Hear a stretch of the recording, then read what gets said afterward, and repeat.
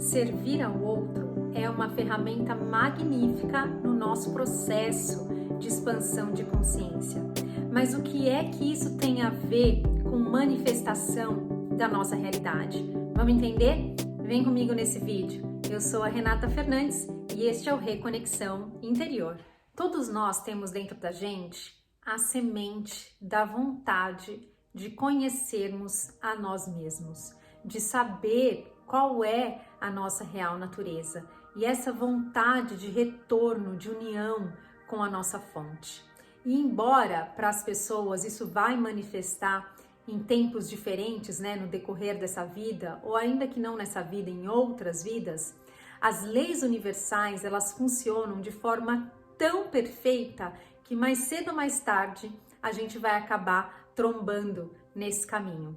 E geralmente, para a maioria das pessoas, a primeira porta de entrada para esse universo, para o universo espiritual, universo de metafísica, universo de entender que nós somos mais do que aquilo que a gente pode experimentar com os nossos 5 sentidos, vem através da lei da atração. Por que é que geralmente essa é a porta de entrada?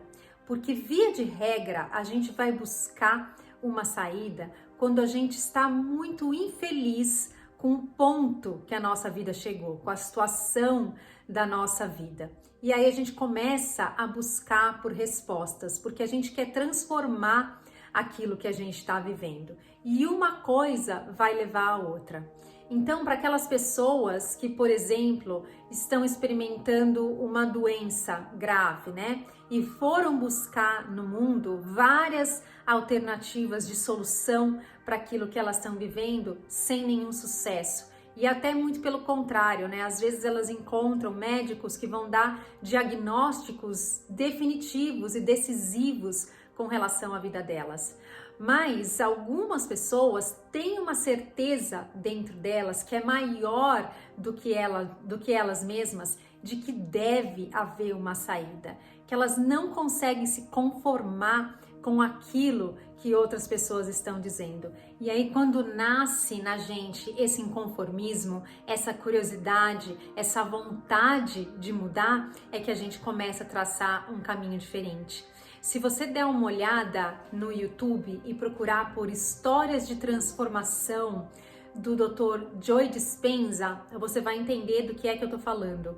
Ali tem depoimentos de várias e várias pessoas, não é um só, são milhares de depoimentos de pessoas que conseguiram superar cânceres terminais, cegueira, problemas de coluna, problemas de doenças autoimunes, uma variedade infinita de dificuldades na saúde a partir da transformação da mente delas. Então esse é o poder que a gente tem. E aí geralmente quando a gente está passando então por algum problema muito difícil, especialmente aqueles que a gente já tentou encontrar infinitas soluções no mundo e não conseguimos, é que a gente vai buscar uma saída. E aí a primeira porta que se abre pra gente, que a gente acaba encontrando na internet, que existem milhares de conteúdos a respeito, é a lei da atração. E por que é que essa é a nossa porta de entrada, Porque quando a gente ouve falar de lei da atração, de que a gente tem o poder de criar a nossa própria realidade, a gente se anima e a gente pensa, ok, se eu tenho o poder de criar a minha realidade, então tá tudo resolvido, acabou o sofrimento, de agora em diante eu só vou criar aquilo que eu quero e vou ser feliz, vamos embora ser feliz, chega de sofrer. Mas o que a maioria das pessoas acaba não se dando conta é que a lei da atração, ela é só uma porta de entrada para um processo evolutivo, para um processo de crescimento que é muito mais amplo, Porque se você quer experimentar coisas diferentes na sua vida, se você quer de fato mudar a sua vida, você vai ter que olhar para dentro. Você vai ter que se tornar uma pessoa mais compassiva, uma pessoa mais paciente, uma pessoa mais amorosa. Então, o nosso processo de transformação da nossa vida passa primeiro pelo processo de transformação interna. Lembra, é de dentro para fora. O maior exemplo do potencial de transformação que a lei da atração tem na nossa vida, né, é a gente superar a crença de escassez. É a gente querer ter uma vida abundante nos mais variados sentidos. E aí, como é que a gente vai fazer para superar a escassez e para criar abundância na nossa vida? A escassez nasce da nossa crença na separação, da nossa crença de que nós somos esse corpo, da nossa crença de que nós somos seres separados. Então, você quer ganho maior do que a gente entender que nós somos um. Se a gente quer promover transformações duradouras, profundas na nossa vida, é nesse nível que a gente vai ter que olhar. A terceira dimensão é a dimensão polarizada, né? É uma dimensão dos opostos. E aí, essa dualidade dividiu também a nossa psique. No nosso processo de se auto-reconhecer, a gente se divide entre observado e observador. Mas o problema é que a gente se identificou com aquilo que é observado. A gente acredita que a gente é o nosso corpo, a gente acredita que a gente é os nossos pensamentos ou as nossas emoções. E o nosso caminho de volta é a gente dar esse passo atrás e olhar para o observador disso tudo, para aquilo, para a consciência, né, que está criando tudo aquilo que a gente está vendo aqui nessa cena do observado.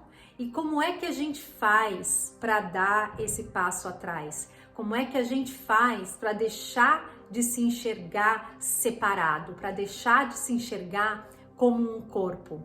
A gente pode usar como ferramenta o servir ao outro.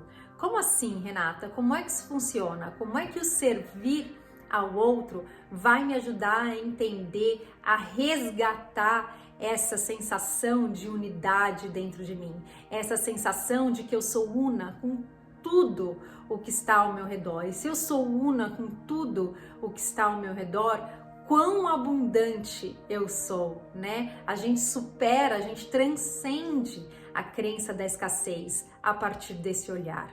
Como é que a gente pode usar, então, o servir ao outro como uma ferramenta de lembrança dessa nossa unidade, como um resgate dessa nossa unidade?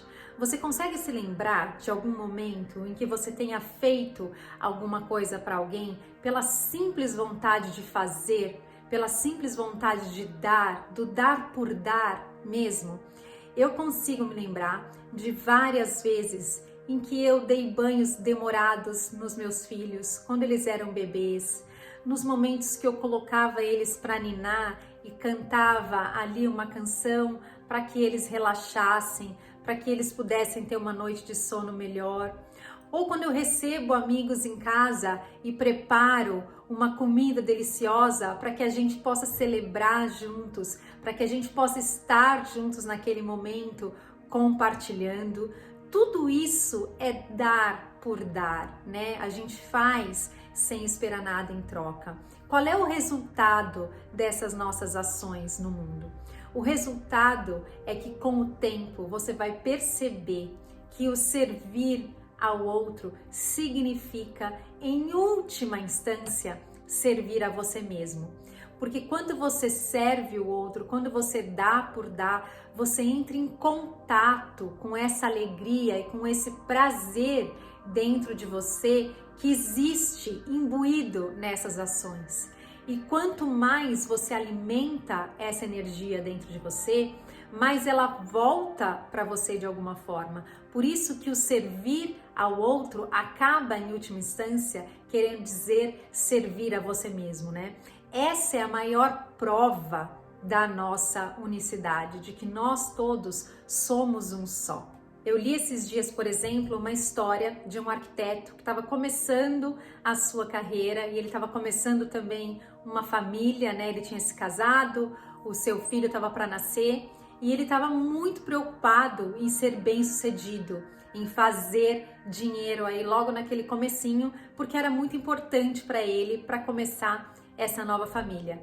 E aí, essa sensação de precisar de dinheiro, né, fazia com que ele colocasse a energia dele nas atividades de arquitetura com um motivo distorcido em mente, porque a motivação dele era somente o benefício próprio. Ele estava preocupado em ganhar dinheiro, em que aquilo que ele fizesse trouxesse um retorno para ele. Quando ele se deu conta de que isso não estava funcionando, né, de que ele não estava conseguindo conquistar clientes, ele não estava conseguindo evoluir, em algum momento alguma coisa clicou dentro dele e ele percebeu que quando ele começou a colocar o foco em atender às necessidades dos clientes da melhor maneira possível, dentro do dinheiro que eles tinham para gastar, dentro do terreno, do tamanho do terreno que eles tinham, né? Colocar lá o número de quartos que aqueles clientes sonhavam, trabalhar da melhor forma possível para fazer com que os sonhos daqueles clientes se realizassem.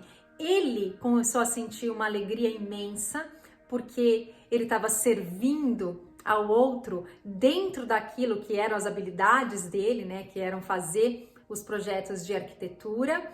E como consequência disso, a consequência natural deste servir, de fazer com que as pessoas se alegrassem com os projetos dele, realizassem os seus sonhos através daqueles projetos, essa energia voltava para ele na forma de outros e outros clientes.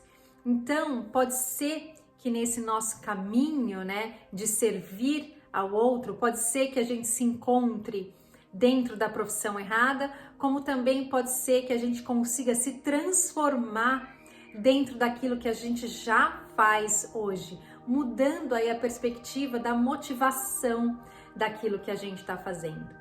Mas não se engane, a gente não vai servir ao outro sempre dessa forma, né? Não vai ser sempre gostoso. Pode ser que o servir ao outro apareça para você também numa situação de grandes desafios. Quando, por exemplo, alguém te trata mal, aparentemente sem razão, quando alguém é grosseiro com você, quando alguém te corta no trânsito de uma maneira inesperada, se o seu primeiro impulso é xingar ou julgar aquela pessoa pelo que ela está fazendo, isso não vai ser um serviço nem a você e nem ao outro. Então, o maior serviço que a gente pode fazer a qualquer pessoa com quem a gente vem a se relacionar é olhar para ela por quem ela é verdadeiramente, por trás dos padrões, por trás das crenças que ela demonstra para você nas atitudes dela. Por que que ela faz isso? Ela faz isso porque a consciência dela não permite que ela faça de forma diferente. Ela ainda não entendeu que ela está criando a realidade dela a partir de colocar no mundo essas crenças e esses padrões. Quando ela conseguir ter um estalo, né, e começar a entender como o mundo funciona, ela vai se sentir muito mais impelida a tratar o outro com respeito, a tratar o outro com mais amorosidade, com mais compaixão. Imagina como seria viver numa sociedade dessa forma?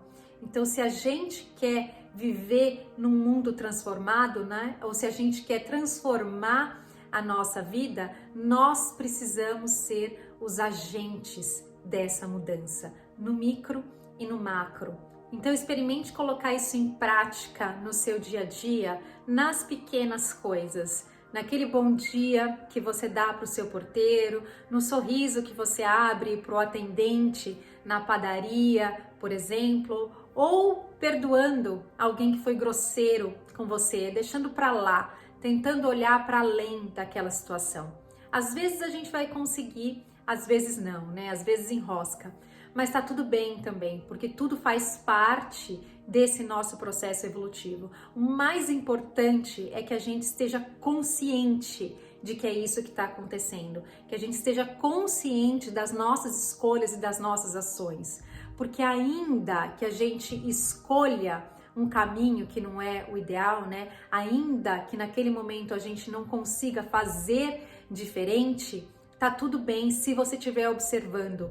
Porque quando você se coloca nesse lugar de observador, esse é o primeiro passo para que esse hábito que está dentro de você, que antes ele era colocado no mundo de uma forma inconsciente, né? Para que esse hábito comece a se desfazer. Muitas vezes, o melhor que a gente tem a fazer é olhar. O melhor que a gente tem a fazer é estar consciente daquilo que a gente está colocando no mundo, das decisões e das escolhas que a gente toma a todo momento, porque é isso que vai se refletir na nossa vida, tá bom?